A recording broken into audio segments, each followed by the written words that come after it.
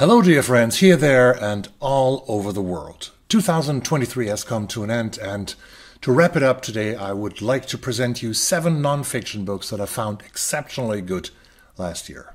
It was very difficult to put the books in order from 7 to 1, because all of them are great quality and all of them deserve to be read. So let's go. Number 7, The Choice by Edith Eger, Embrace the Possible. After visiting Auschwitz I and Birkenau extermination camp at the end of July 2023, I wanted to read a memoir by someone who was actually a prisoner there. Edith Eger was one of the Hungarian Jews who were deported in 1944 from Hungary to Auschwitz. The family was separated on its arrival, and their mother was sent to the gas chamber. Edith and her sisters were sent to the labor camp, where they were selected twice a day, continue to live or go to the gas chamber. Eger describes everyday life in Auschwitz, the unimaginable horror of the camp.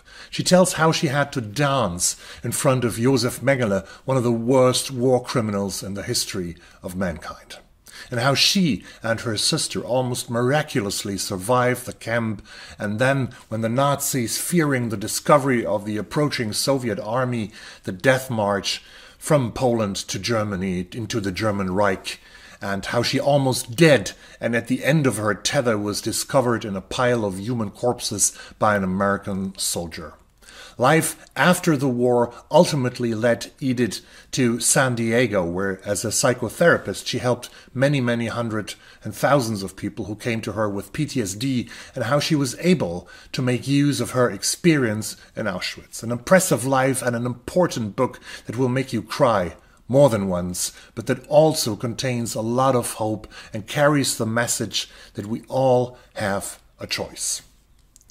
Will You Care If I Die? By Nicholas Lönaber, translated from the Swedish by Henning Koch. This will be published first in February 2024 by Picador in English, because I read Nicholas Lönaber's book in Swedish 1 year ago, but it will be published, as I said, first next month in an English translation. Sweden has always been known for wonderful and beautiful things for decades. IKEA, Astrid Lindgren, Pippi Longstocking, equality, healthcare, more or less free for all, a fantastic work and life balance, and of course, for the initiated, Fika. But since 2017, Sweden has also been synonymous with gangs and shootings. For several months in 2023, there were almost daily shootings, and perpetrators and victims were getting younger and younger. Last summer, a 13-year-old boy named Milo was murdered, execution style, and his body was found perhaps 4 kilometers from where I live here in Skogås.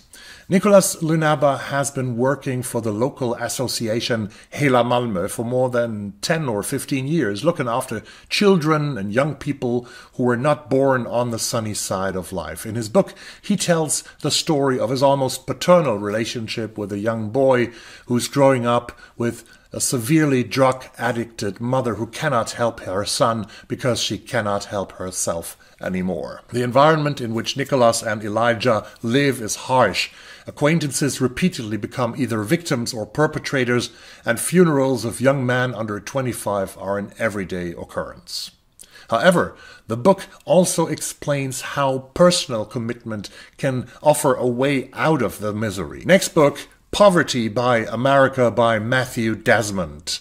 Matthew Desmond won the 2017 Pulitzer Prize for his book Evicted, Poverty and Profit in the American City. He teaches at Princeton University. His latest book, Poverty by America, is a wild polemic about the fact that while America is the richest country in the history of the world, homelessness and poverty are widely spread and are widely accepted.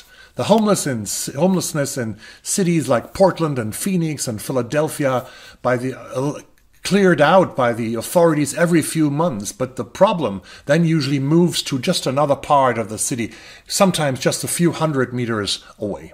Desmond claims that large parts of America benefit from the poverty of the bottom 20% and therefore have no interest in changing anything about it. Quote, "We prioritize the subsidization of our wealth over the alleviation of poverty, designing a welfare state that gives the most to those who need the least. And we stockpile opportunity in exclusive communities, creating zones of concentrated riches alongside those of concentrated despair. Some lives are made small so that others may grow." Desmond argues that America needs a concerted effort to distribute the abundant wealth that exists in such a way that it can ultimately eliminate great poverty. With his book, he is, of course, on the side that is viewed by the far right as a quote-unquote crazy communist left that wants to destroy our country until we have no country left. For all those who have a brain and a heart, Poverty by America is an important discussion point, delivering one of the questions that I fear will once again do not play a role in the next election campaign between at the next inauguration, 82-year-old and a 70-year-old who faces currently 91 felony charges. The Forgotten Girls, a memoir of friendship and lost promise in rural America by Monica Potts, is the next book. Monica and Darcy are two white girls who grow up close to the Ozarks that I first came to know by the amazing Netflix series Ozarks. We are in Clinton, in Arkansas, and both girls come from poor families, and their only goal seems to be to get out of Clinton as soon as they have finished high school in order to live a better life. Born to run. Evangelical church and a very conservative idea of what a woman's life should be like, plus addiction to alcohol, painkillers, and other drugs are essential parts of everyday life. Monica Potts leaves Clinton, but Darcy, she stays. They lose contact to each other, but decades later, Facebook reunites them, and Monica learns that her friend went through all the hardships, through all the misery that they both wanted to flee from when they were young. White women born in the 1980s have the highest increase in mortality of all groups in the United States. The absolute numbers, yes, they are still way below those of black or Latina women, but white women have the highest increase of all of these groups, and Monica Potts tries to explain why. It is a profound, compassionate book at a look at a population in trouble, and a uniquely personal account of the way larger forces such as inheritance, education, religion, and politics shape individual lives. And I found it very captivating to read, and it also is a memoir addition to Matthew Desmond's book Poverty by America, and also, for me at least, an insight about how almost impossible it is for progressive ideas to take hold in these kind of communities in the US. Show Me the Bodies, How We Let Grenfell Happen by Peter Apps, the winner of the Orwell Prize for Nonfiction last year. In the summer of 2017, 72 people died in a major fire in a 20-story apartment building in North Kensington, London. A man's refrigerator caught fire on the 4th floor, and the fire, which should have just been an apartment fire, spread through the cladding of the outside wall of the house to all floors. Former Prime Minister Theresa May promised the homeless, mostly poor people, that they would all be given a new home within weeks by the City Council. But even 2 years after the fire, many Grenfell Tower inmates were still living in guest houses and hotels.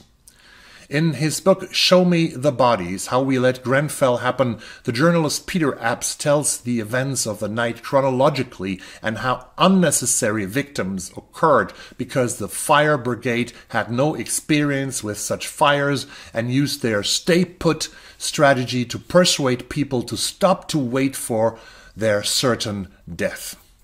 In a second strand of the book, Apps also describes how limitless greed and a disregard for the safety of poor people led to the use of material for the cladding that all experts had warned against.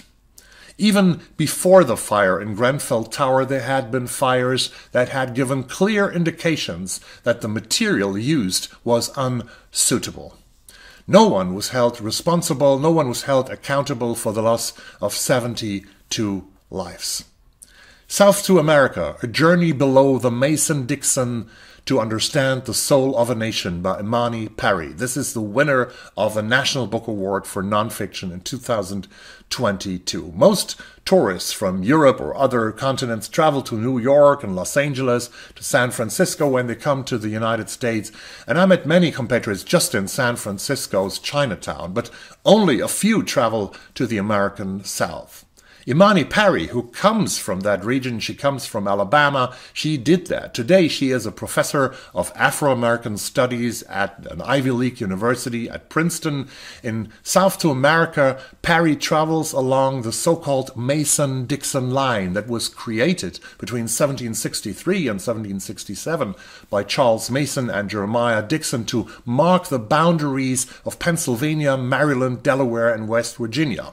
Throughout the 19th century, the Mason-Dixon line was seen as dividing the free states of the North from the slavery states of the South.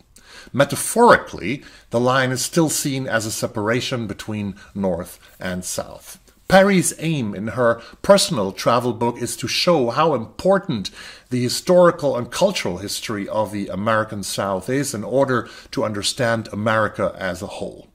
In her book, Perry tells the story or the stories of slave owners and slaves, of migrants, musicians, artists, capitalists, and even her own family, creating a multi-layered portrait of the South. Empire of Pain, The Secret History of the Sackler Dynasty by Patrick Radden Keefe. This is my winner. Few other products have impacted the lives of more American people in such a way as the smartphone did. For the better, that will be to judge for future scientists, I guess. But another product that seemingly has affected life for the worse is Oxy or OxyContin. Millions of Americans were and are addicted to this or other painkillers, and tens of thousands of lives have gone. Thousands of people have died from it. In this extremely well-written and meticulously researched book, Empire of Pain, Patrick Radden Keefe tells the story of the Sackler family, who created the white pill that destroyed so many families and took so many lives. Arthur Sackler, 1913 to 1987, was the founder of the Empire of Pain. He amassed the largest Chinese art collection of the world and donated art to dozens of museums all over the planet, among them the Louvre in Paris and the Metropolitan Museum of Art in New York. Both had their Sackler wings. Arthur's brothers, Mortimer and Raymond, they survived their older brother and they started selling OxyContin, which is 1.5 times stronger than morphium.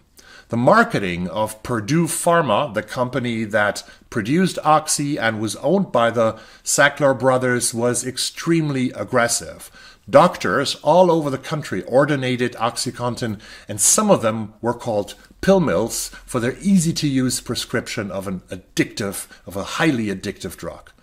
Drug users who got sick and waned away of OxyContin were blamed by the company as horrible people, as bad elements of society that only misused a painkiller for their own gainings, for their own purposes. But the resistance against OxyContin, it grew slowly but steadily. Lawsuits were filed that came in by the dozens, and Purdue had to pay hundreds of millions of dollars.